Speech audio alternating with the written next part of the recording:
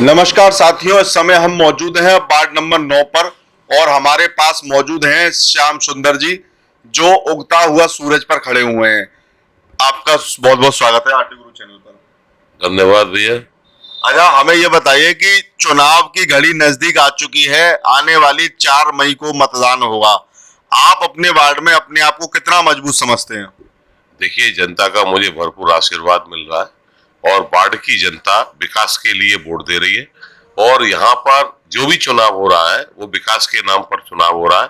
और मैं ये चाहता हूँ, जनता ये भी जानती है कि कौन व्यक्ति किस क्षेत्र में सेवाभावी रूप से कार्य करता रहा है।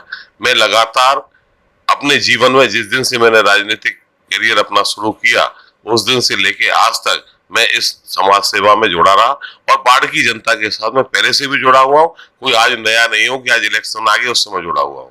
अच्छा, हम ये जानना चाहेंगे कि आपकी जो बीजेपी से टिकट कटी, कहीं ऐसा तो नहीं कि आप जो है जनता के बीच ज्यादा रहते हैं और नगर निगम के सामने आप दोपहर में जो है हनुमान चालीसा पढ़ते हैं, पुलिस प्रशासन से जो है सीधे सीधे जनता के साथ खड़े रहते हैं, और इस वजह से कहीं आपकी टिकट तो नहीं कटी?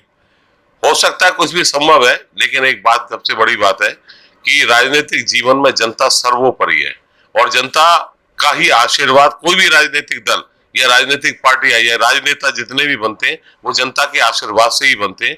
और मैंने भी हमेशा जनता की आवाज को मुखर रूप से उठाया है, और चाहे वो बंदरों की समस्या हो, चाहे वृंदावन के जाम की समस्या हो, चाहे वृंदावन में पानी की समस्या हो, सीवर लाइन सड़कों की समस्या हो, मैं हमेशा मुखर रूप से कार्य करता रहा हूं और आगे करता भी रहूंगा। अच्छा, आप जो है अधिकारियों के निशाने पर भी रहते हैं। टीएफसी में आईजी की जब बैठक हुई थी तो हमने आपको देखा था कि खूब मतलब विरोधी स्वर आपने किए थे। क्या कभी डर नहीं लगता अधिकारियों से? ना, डरने की कोई इसमें क्या बात है। यदि हम लोग राजनीति करते हैं, राजनीतिक जीवन में यदि हमने वृंदावन के नगर की जनता की समस्या को यदि नहीं उठाया तो आगे कौन उठाएगा? आप ये बताएं, प्रशासनिक अधिकारी जितने भी यहाँ आते हैं, शासन प्रशासन का मतलब क्या? जब मैं भारतीय जनता पार्टी के कार्यकर्ता उस समय था, मैं तो ये भी जानता हूँ कि उस समय कोई भी सरकार हो, किसी भी पार्टी की सरकार हो, या उनकी योजनाएं हो, या उनके क्रियाकलाप हो, यदि आप उनके खिलाफ सही को सही और गलत को गलत यदि नहीं कहोगे तो आप क्या मूक बंदरों की तरह, मूक बंदरों की तरह से चुप बैठे रहोगे? मैं तो ये ऐसा नहीं हो सकता। मैं तो बिल्कुल पूरी तरीके से हर आवाज को उठाने में सक्षम हूँ और आवाज हमेशा उठाता रहूंगा। अच्छा, आपके वार्ड में जो है प्रतिद्वंदी लोग कह रहे हैं कि आधी रात भी काम आएंगे, तो रात में जरूरत पड़ती है नेताओं की, दिन में जरूरत पड़ती है? देखिए, सबसे बड़ी बात है प्रतिद्वंदियों को ये कहना कि आधी रात को काम आएंगे। मुझे तो सबसे बड़ा अफसोस इस बात का होता है कि वृंदावन में जितने भी पार्षद लड़ रहे हैं, मुझे खुशी इस बात की है कि कम से कम वृंदावन नगर में 60 से 70 ऐसे पार्षद उत्पन्न हो गए हैं कि जो केवल चुनावी समय में निकल कर आए। 60 से 70 ऐसे पार्षद है।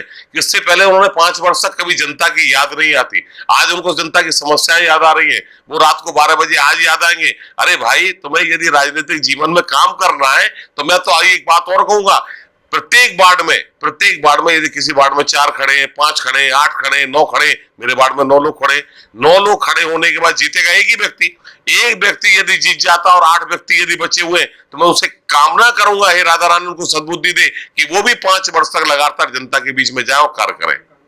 क्या क्या समस्या रहती है आपके वार्ड में जो दूर होनी चाहिए? वृंदावन में देखिए, वृंदावन के हिसाब से बहुत समस्या है। मैं सबसे बड़ी बात ये कहूंगा कि बांके बिहारी मंदिर के बिल्कुल लगा हुआ ये वार्ड होने के कारण यहाँ रेलवे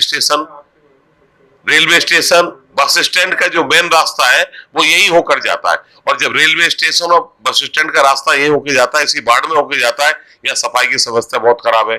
यहाँ यात्रियों को पानी की व्यवस्था नहीं हो पा रही है, यहाँ यात्रियों को सुलभ कॉम्प्लेक्स की व्यवस्था नहीं है, यहाँ के लोकल लोगों को ट्रैफिक से सामना करना पड़ रहा है, यहाँ के लोकल लोगों को जाम से सामना करना पड़ रहा है। शासन प्रशासन के साथ बैठकर कोई भी ऐसी रणनीति नहीं बनाई जाती जिससे हम इन समस्याओं को समाधान कर सकें। अच्छा, आपके वार्ड में जो है मतदाताओं को प्रलोभन दिया जा रहा है, फिर आपको कैसा लगता है कि चुनाव में आप मतलब किस कदर मजबूती बनाएंगे? नहीं, देखिए, सबसे बड़ी बात जहां तक प्रलोभन की है, आप जनता सब जानती है। मैं आपको एक बात बताऊं, पहले नोटों से, शराब से यदि या कोई अन्य प्रलोभन यदि दिए जाए तो जनता ये जानती है कि जो व्यक्ति आज मुझे कुछ प्रलोभन दे रहा है या शराब पिला रहा है या मुझको कुछ खिला रहा है, तो आगे आने वाले वर्षों में वो व्यक्ति मेरा केवल शोषण ही करेगा। और जो व्यक्ति समाज में एक तरफा चलेगा, कोई बुरा प्रलोभन के जाएगा, तो वो जनता ये भी जानती है कि ये व्यक्ति कुछ न कुछ इस क्षेत्र के लिए अवश्य करेगा। अच्छा, एक बात और बताइए कि पार्टी से विचारधारा से अलग हटकर इस्तीफा देकर आपने जो है निर्दलीय चुनाव लड़ा, पार्टी को मतलब किस कदर आप यहाँ मतलब सामने दिखाएंगे कि हाँ साहब आपका भी वजूद है? देखिए, व्यक्ति का कोई वजूद नहीं होता, वजूद होता है जनता का। और जनता की जब हम लोग सेवा करते हैं तो इसमें हमें वजूद, अपना व्यक्तिगत हमारा कोई वजूद नहीं है, वजूद देने वाली जनता है। हम जनता के यदि काम आते रहेंगे तो जनता अपना वजूद अपने आप सिद्ध करती है, और मुझे उम्मीद है और पूर्ण विश्वास है मेरी जनता अपना खुद वजूद अपना निश्चित करेगी और मुझे मुखर होकर आगे समाज में बोलने का, नगर निगम में बोलने का मौका अवश्य देगी। मैं जनता का बहुत बहुत आभारी हूँ, बहुत बहुत धन्यवाद देना चाहता हूँ। ज्यादा बोलना ही तो आपके लिए दुखदाई बन गया था। हाँ, होता है, कभी कभी ऐसा भी होता है कि ज्यादा बोलना भी दुखदाई होता है, लेकिन मैं इतना जरूर जानता हूं कि मैं जनता की आवाज और ज्यादा मुखर होकर अब वृंदावन नगर में उठाऊंगा और ज्यादा मुखर होकर शासन प्रशासन के सामने जनता की आवाज रखूंगा, चाहे उसके लिए मुझे कोई भी परेशानी का सामना क्यों ना करना पड़े। आप जाते जाते क्या अपील करना चाहेंगे अपने वार्ड के लोगों? मैं वृंदावन की जनता से, वार्ड की जनता से हाथ जोड़कर ये अपील करना चाहूंगा, जिस तरीके से प्यार मुझे दिया है उसको वोटों में परिवर्तन करें और आगे आने वाली 4 तारीख को ज्यादा से ज्यादा मतदान देकर मुझे यहाँ से विजयी बनाएं, जिससे मैं आपकी आवाज मुखर रूप से शासन प्रशासन के सामने रख सकूं। तो दोस्तों, ये थे श्याम सुंदर जी, जो पार्टी बीजेपी की पार्टी विचारधारा से अलग हटकर बीजेपी से इस्तीफा देकर निर्दलीय चुनाव में जो है अपना भाग्य आजमा रहे हैं और अधिकतर ये जो है विरोध के लिए अपने नाम को जाने जाते हैं। मलूक पीठ हो, नगर निगम हो, टीएफसी हो या तमाम प्रशासन की कितनी भी बैठकें हो, हर जगह जनता की आवाज उठाते हैं, विरोध करते हैं, अधिकारियों से नोकझोंक भी होती है। इसी कारण कहीं ना कहीं बीजेपी से इन्हें टिकट नहीं मिली, निर्दलीय अपना भाग्य आजमा रहे हैं। हमारे साथ बने रहिए, हम आपको दिखाते रहेंगे चुनावी आईना 2023।